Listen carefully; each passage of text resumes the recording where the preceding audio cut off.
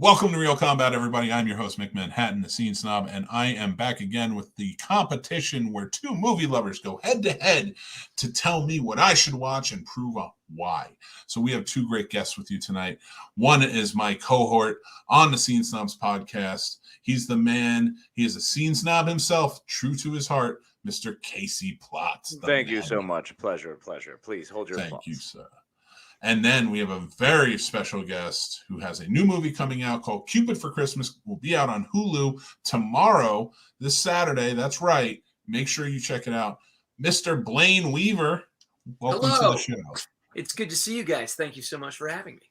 I want to thank you guys for joining me so much because I appreciate it coming on here and doing this debate thing with me. I cannot wait to hear what you guys have in store for me. So let's just jump right in. I'm going to start with you, Case. What is the movie you've chosen tonight? This evening, my good friend Mick, I bring to you as an offering that you should be watching Braveheart. Ooh, Interesting. That's a great choice. Interesting. And Mr. Blayne Weaver, what is your movie of choice tonight? My film that you should watch, if you haven't seen it, and if you have seen it, watch it again, is a film called Broadcast News. Oh, two sort of epic movies there in a way, and two movies I've seen.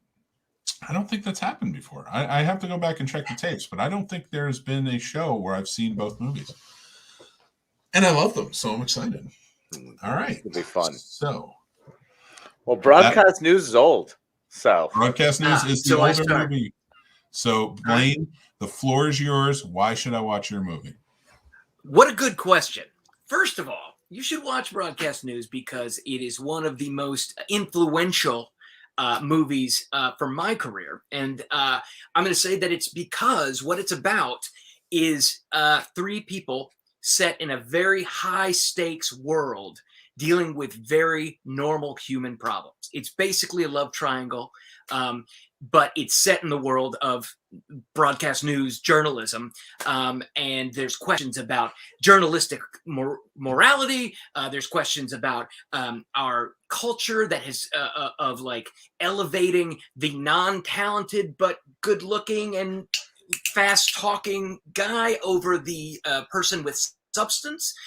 It has Holly Hunter, who gives the best performance of her career, I firmly believe, and I'm a big fan of her just being the most Holly Hunterness of her Holly Hunterness.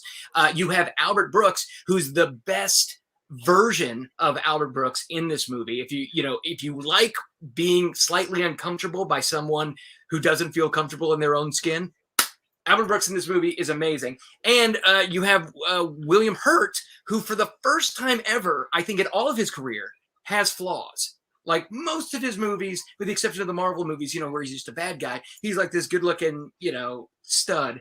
And in this movie, he's actually like a flawed person who wants to be better.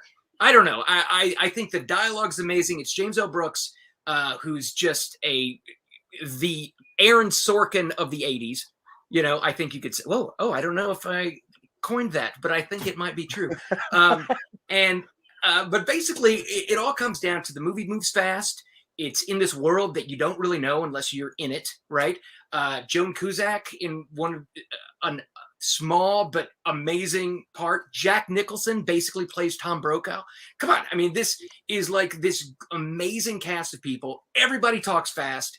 Everybody is super smart except for one character, and that's what his character is really about. But if you have Holly Hunter and Albert Brooks in a scene together arguing about who the devil is, and Albert Brooks saying, "Do you think the devil would have horns and a tail?" No, he'd have a nice suit, and he would slowly lower your expectations one bit by one bit. And to me, it is a perfect metaphor for the world we live in, where we have lowered everything so low because of the reality TV of our life that everything seems okay. Albert Brooks was right. So socially, that's why you should watch it, because it's basically Nostradamus about what's going to happen to news and the world if we don't follow the rules. Wow. That's what I got. I think, like, if I had to rate the best argument that's been on the show so far would have been Casey's. Because like I said, he chose a movie I've seen about 7,000 times and won with it over a movie I wanted to see since it came out and I just never got a chance to. So he put up a hell of an argument. But you even sounded exactly like Albert Brooks there. I don't know, Case. I think Blayne might have taken that mantle of like the best argument so far, but you are going next. Oh, I mean, look, I fully understand the weight and the gravitas of whom I'm currently up against in this arena. And you're a voice actor, so like I have no doubt that you could pull in some Mel Gibson here. I respect exactly what he's got, and I will never try to imitate Mel Gibson trying to imitate a Scottish person. I don't think that is exactly what we need on this show. But what you need in your life, Mick, my friend, you need a little bit of freedom. You know who's got a little bit of freedom when things get a little tight? William Wallace.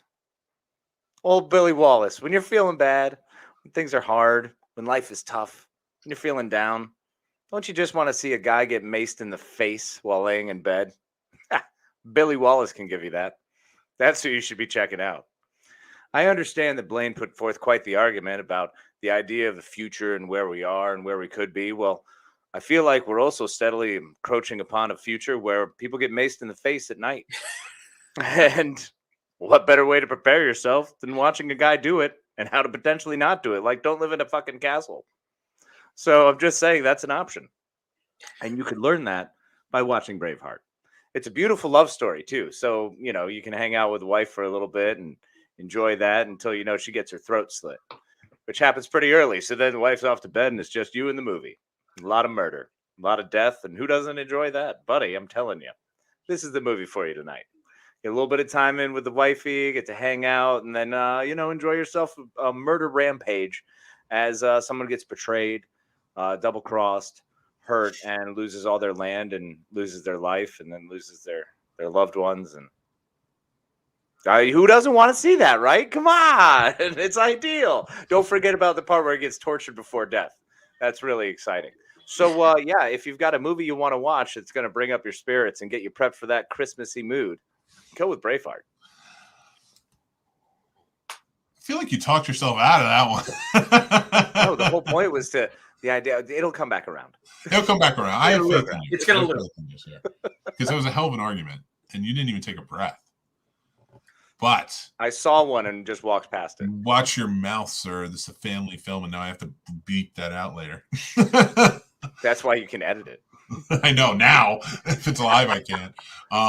That's why we went to this. So I love both arguments. Blayne, geez, you came out of the gun, man, with that one. I feel like I got mowed down on that one. But Casey, very funny, very poignant argument because I do need a mace to the face type of night. We're going to round two. This is the rebuttals of what each other's arguments were. I'm going to start with you on this one, Casey, because I feel like you've got something in the chamber. Go for it. You're locked and loaded. I just like to look like I do. If it's all here, it's all here. There's actually nothing happening up here, so you're safe. So news radio is fantastic. What was that? The which movie was this again? What was that? I don't even remember. See, Mike, that's why you should watch it. The launching pad of Joe Rogan. Is that what you're referring to?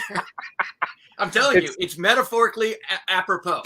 He was so Bogosian that we didn't even know. That's right. Oh my God.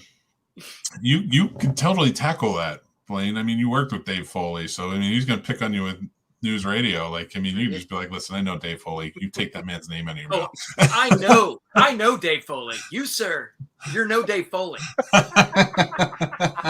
That's totally fair. It was oddly something I was trying to achieve, so it's good to know I didn't.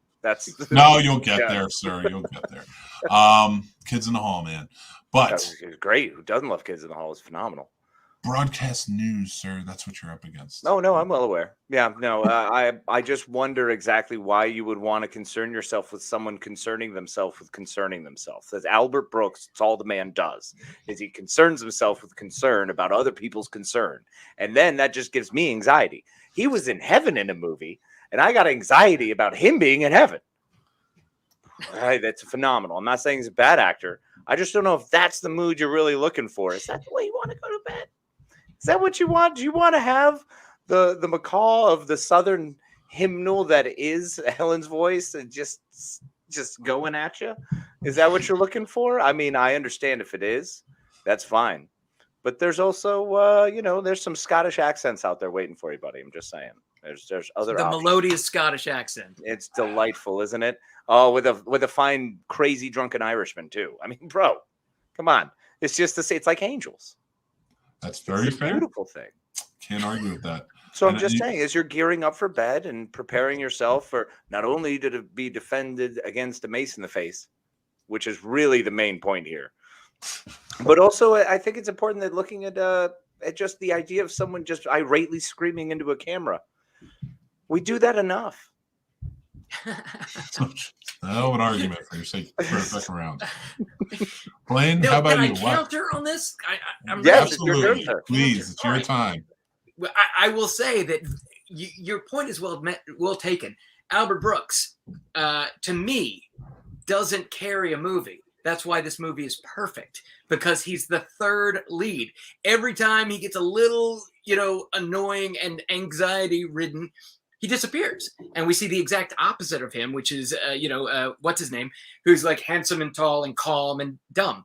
I love it. I love the balance. And every time I love Albert Brooks so much more in this movie than I do in like Defending Your Life, because I get breaks from him. And he comes in and he's this great, this guy again, man. And that sweating scene is amazing. So let's talk about Braveheart. Wonderful film. Epic. The love story, as you said, a little unsatisfying. I got to be honest, being that she is killed violently very early on in the film and then is very quickly replaced by the Queen. Seems like, though it is a 3-hour movie, plus broadcast news is like less than 2, just as a record for a reason to go watch it. You have to put away a lot of time for the Braveheart, right? I love the, better to die on your feet than live on your knees thing. Great. Fantastic. I agree with that. And also he said pretty much the same thing to the LAPD, I think. Something like that. I don't remember exactly what it was. But it was something like, you can never take my freedom. And then, he called her some names. I don't remember exactly what the details were, but it was almost as inspiring as that speech. That I think there's a recording of it. If you want to go look later, just check it out. Very talented. Apparently, a lot of historical inaccuracies. I don't really care about that kind of thing. One thing that I always think about Braveheart is I think it's really interesting how much they focus on the specific torture that he gets at the end. It's very specific. I don't know if you recall that, but it's the kind of thing where every dude in the audience crosses their legs very firmly and it's like, wow, they're just going to keep talking about it. They're just going to keep like suggesting, here's the tool that I will use. It's a little much for me. But, again, a good message that you can go home with, of like, don't ever let the man tell you what to do, Till he takes your balls. Right, till he takes your balls. But then you'll live in infamy as the guy who, screamed upset. Oh, no, sorry. There's the guy who screamed freedom. Right? That was it. Okay. Wow. That's a hell of a rebuttal. Blayne, that was glorious. I've never been burned so well in my life. Braveheart was a perfect choice. You still got one more round, buddy. You have it in you. What happens next? What do we talk about now? Well, here's the thing. Like, Casey's putting up a good argument. Mm-hmm. It's a hell of an argument that you're up against, though, but but there is a round 3. I have not made my decision. But before we get to round 3, I want to ask one question of you, Blayne. Because we're talking about a period piece here, you're talking against a period piece here. Would you ever be interested in directing a period piece film? And if so, what period would you want to most tackle? I would kill direct a Western.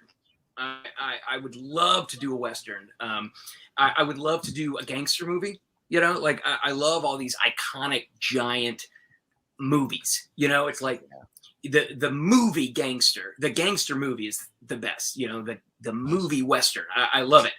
It just, I don't ever want to do it without the proper support. You know what I mean? You can't half-ass a gangster movie. You know, you can't, have two horses and keep changing them out and stuff like that. You need a sizable budget and a good Western town, and then just leave us alone. And 6 weeks, I'll have something great. That's what I'd like. Oh, I would love to see what you come up with, my friend. That sounds awesome. Now, before we get into round 3, and then I make my decision, I want to talk about what we're promoting tonight, and that is Cupid for Christmas. Can you tell us a little bit about Cupid for Christmas before we get started? I sure can. Cupid for Christmas is a charming romantic comedy holiday film. It's basically it's a combo of Valentine's Day meets Christmas. Cupid, the actual Cupid, played by the very talented icon Richard Kind, is ready to retire from the Cupid business, and he's got a protege named Ruby, who's played by very talented Melanie Stone, and he wants to hand her the bow and arrow for her to be the new Cupid, but she's a little too emotional. She's a little too romantic. What she needs to do is get the numbers on the board, so he sends her to do one more big challenge to find love for the most romantically hopeless person in the world, who happens to be a college professor played by Ryan Carnes, who's an amazingly talented actor. Spark between the two of them. And that's what it's about. It's on Hulu starting Saturday. I love it. And guys, you can check it out. Make sure you go out to Hulu and check out Blayne's new movie, Cupid for Christmas, right here. And, it's sponsoring the shows tonight. And I'm very proud to have you on again. It's truly amazing every time you come on. We have such a great time with you, and we love your movies. So this is going to be no different. So everybody should be checking out Cupid for Christmas. Yeah, super stoked, Blayne. It's always a blast, man. This is awesome. Thanks, guys. Now, round 3. Blayne, I'm going to go back to you on this one because I feel like I beat Casey up a little bit there between first and second round. It's a good one. But he did great. Why did you choose this movie, and what does it mean to you? It was a tough choice. I was going back and forth between many. At first, I was going to fight for 6-month rule because I think everybody should watch 6-month rule. But I made that movie, so it's kind of a cheat. And I didn't want to get defensive when you start batting it down. So then I was like, maybe Miller's Crossing. That's a great movie that I feel like more people should watch. But the truth is, broadcast news and Bull Durham probably have the most influence on me as a voice. Like, I love stories about real people who are smart, who argue about things, and we learn about who they are based on where they take a position. Broadcast news says a lot. Like I said in the opening argument, I feel like it's making a real statement that is actually very, very pertinent for what we're talking about today. When you look at news organizations and what they do and the corners that they cut and whatnot. And this movie argues that. It has people on that other side who make very convincing arguments, right, of why it doesn't matter whether it's just a good-looking guy reading the news or it's somebody who knows what they're talking about and is following journalistic standards. So I think it's something that every day that goes by, I care more about these issues. And this movie captures it in a romantically charming, very funny, and honestly, I just am envious of the script. Like, I wish I could write anything like this. It just makes me happy. I love that. That's and it's indicative of, anybody's seen your movies. Weather Girl comes to mind with this choice. Sure, yeah. With this the morning news show, right? It's like absolutely that was influenced by But the interactions. Yeah. Because having seen broadcast news before, like the interactions there versus the interactions in your movies, are very similar. So I see the tone, and especially with Bull Durham too, what you're going with. So. Because that speech is he's leaving. I mean, come on, that's one of the best speeches ever. Yeah, Kevin Costner talking about the things he loves. It's great, great dialogue written by somebody who had never written before that. Who is like a sports guy. And like he just writes this script. Bull Durham it's a great story. Like, watch the Blu-ray because I'm gonna mess up the story. But Ron Shelton, I think, is his name, and just amazing first script out of the gate. Wow. Yeah, it is. It's a hell of a script. Now, Casey, you're a man of history. I know you well. So I know the love you have for this film, but I want to know why you chose it for me. Well, Mick, one of the reasons I love this movie is because of the historical inaccuracies. This is one of those movies that actually forced me to research and realize that the movies in Hollywood don't always get it right. So young, I think maybe 12-year-old me, I had to actually research and learn some things. And you know what, Mick? Sometimes research will do you good. Sure. I think, is it super wrong? Out of curiosity, I went off on a limb on that, but is it like super inaccurate? Yeah. So the Battle of Stirling, like where they have the big showdown where they show their kilts and like they flip their kilts up and they're like, showing their nuts and everything. No, that actually happened at Stirling Bridge. And the only reason it was a victory was because they were able to funnel the English onto this bridge and then just slaughter them on the bridge. And there's no bridge in that battle in the movie. And it's like, well, interesting. A little bit of a swing and a miss. Honestly, bro, it's one of my favorites because of the friendship that's in there, the bonds that are in there, the bonds that are made of people able to go back and return to each other in a home and always be there for one another, because like Seamus should have remembered the rocks. It's things along those lines. I think those connections that we have throughout time and are that bring us back together are so important in life. And as we age and as we're aging, we're learning that more and more and discovering those friendships and those bonds and returning to one another. So I think that's part of the message that I really was trying to drive home with Braveheart tonight.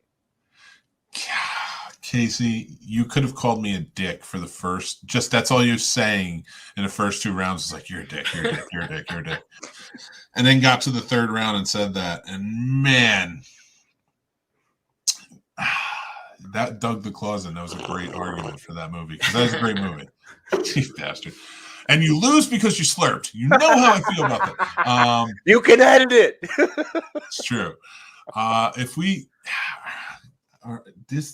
You had to give up a good argument, didn't you? You had to do it. I knew you were going to do it. Here's the problem. I got a bad feeling about this. I got a bad feeling. You do. Right. I'm about to lose. No, he made you. You are. I am going with broadcast news, but here's why. Jack Nicholson. I forgot he was in that movie. You know my love for Nicholson. Why does everyone always want Jack? Who cares about Jack? Jack isn't that big a deal. By the way, a freaking cameo. When was the last time Jack Nicholson did anything less than, he's like in it for like 7 minutes. In 87, too. That was like his high time. Wow. Yeah. Yeah. All right. So huge. So Jack did the heavy lifting on this, is what you're saying? Yeah. And Jack is that over. Is that Brokaw type, Great job, Blayne, but, Jack. Is so good. Yeah. Here's the thing, Casey. No, Blayne, you made him think about Jack, so you did win because you put it in his head. So there you go. Once he thinks about Jack, it's over. But I can't not love Braveheart. You did, in the beginning, you had me with the mace to the face because that's just a fun scene. It's so violent, but it's so fun. Brutal out of nowhere. It is alarming where the pacing of that movie is great, and then all of a sudden the last 40 minutes we go through 10 years of a person's life, and it's like, what happened? But they build up to that scene so well because you hate him. By the time he rolls in there, you're like, you hate this guy. You want a mace to his face. So it's so built up nicely. But Braveheart was an amazing choice. And your argument was, God, son of a gun. There's heart anywhere. You just got to look really hard and past all the anti-Semitism. Right. Very fair. So the fun part about that is you are a winner. You're a past winner, and now Blayne, you're a winner. So when we have our tournament of champions, you guys may go head to head again. Ooh, fantastic! I look forward to the to the healthy debate. Sir, it was an absolute pleasure battling with you on the field of combat and honor. I appreciate you guys coming on so much tonight, and great choice. Congratulations tonight, Blayne, on the win. Casey, I got to give it to you too, man. That was a great argument. Wonderful movie. Is there cash involved? Is there any kind of? There's not. Do you have a Venmo? We can Venmo. Yeah, I do. Can we give that out to the listeners? I have a Funko Pop somewhere. Let's go. What's our next movie coming out? Let's go, Blayne. Let's start financing now, buddy. Let's just do it. I'm financing that Western. No, there we go. Listen, you guys did amazing. I really appreciate it, Blayne. Thank you for coming on tonight and talking to us about your movie, Cupid for Christmas. Everybody, remember to go check it out this Saturday on Hulu, and it will be streaming, so you can check it out whenever. But yeah, we are very happy to hear that it's coming out. Always a pleasure to have you on the show. You're fantastic. Thank you, sir. You're amazing, Blayne. Thank you. It's always a pleasure. I have so much fun. Thank you. And anytime, you're welcome back. And I want to thank you all for watching Real Combat. Thank my contestants tonight, Mr. Blayne Weaver and Casey the Mad-Man Plott. And until next time, if anything you want to know about the Scene Snobs, go check out the end credits. And we're always around. So we'll talk to you later. Be kind to each other. Thanks for watching, everybody. I'm Mick Manhattan, the Scene Snob, and you can check out the Scene Snobs podcast live every Tuesday at 9 p.m. Eastern, or you can check it out on any podcast platform or our YouTube channel anytime after that. Thank you to our patron supporters. Without you, this wouldn't be possible. If you guys want to join, check us out over on thescenesnobs.com. We have links for everything. The Scene Snobs merch store is open. You can check that out too. Links again on the site. Or follow, and subscribe on all of our social media. Again, head over to thescenesnobs.com. It's all there for you guys. Love you, and we'll talk to you guys soon.